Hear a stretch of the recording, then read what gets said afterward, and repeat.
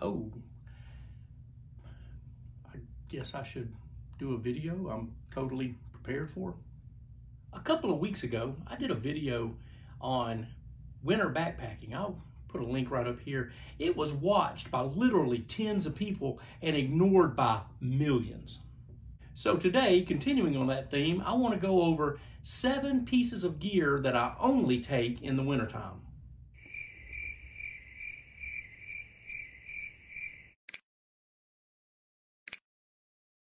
First of all, let me tell you what this video will not really include is layers, all the clothing that you'll take. It almost goes without saying that you're going to take additional clothes. This could be its own video.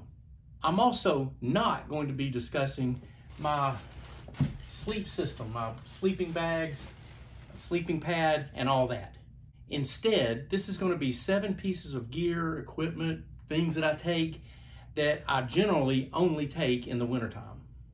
On backpacking trips, I normally only do my hydrating with smart water bottles or life water bottles, but bottles like this that are really kind of disposable. In the winter, I still take the smart water or life water bottles, and that's what I do my regular hydration with all through the day and at night in camp. But in addition, I take a Nalgene bottle, and the purpose of this is a hot water bottle. So when I get ready to go to sleep at night, get ready to get in my sleeping bag, I can boil some water, put it in here, it goes in my sleeping bag with me, and this will keep me warm or warmer for most of the night. I've even woken up before in the morning with this water still pretty warm. I will typically take a bandana, but sometimes a microfiber towel on every trip, and usually that hangs on my shoulder strap, and it's for wiping sweat through the course of the day. However, in the wintertime, I take an additional one that goes in the tent with me at night, and I use it for wiping up condensation, because in a tent in winter, no matter how well you vent and no matter what you do, there's going to be at least some condensation. I don't really like packing up my tent with it completely soaking wet, and so one thing that I like to do is take a microfiber towel, wipe it down, get it as dry as I can. You won't get it completely dry, and then pack it up. Number 3 is my camp shoes.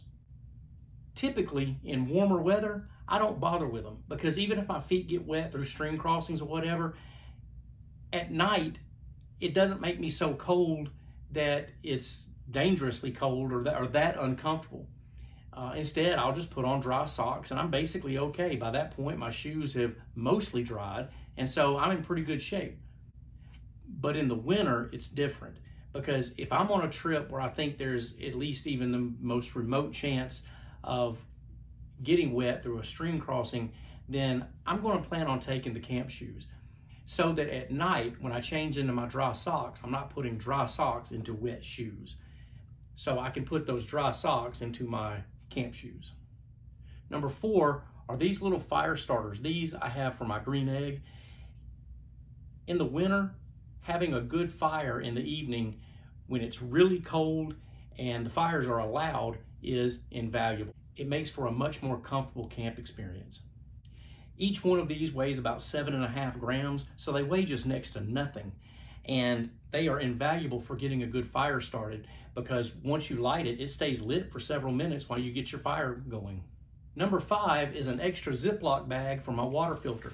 Now, I use a bigger Ziploc bag, not because it's waterproof, but just so I can keep it all together. But at night, you don't need to let this just sit out when the temperatures are going to be below freezing.